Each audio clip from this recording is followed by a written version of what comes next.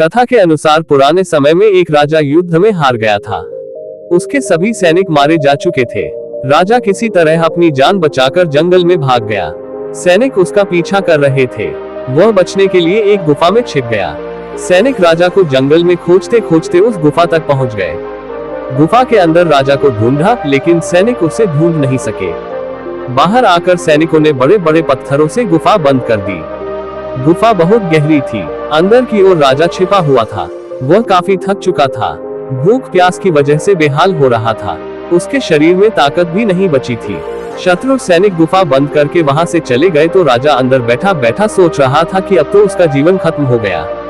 वह गुफा से कभी बाहर नहीं निकल पाएगा। राजा निराश हो चुका था। तभी उसे माँ की एक बात याद आई।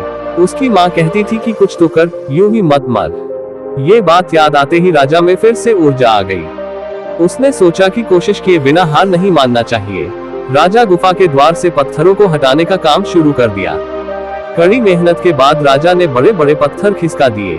किसी तरह राजा ने बाहर निकलने की थोड़ी सी जगह बना ली थी।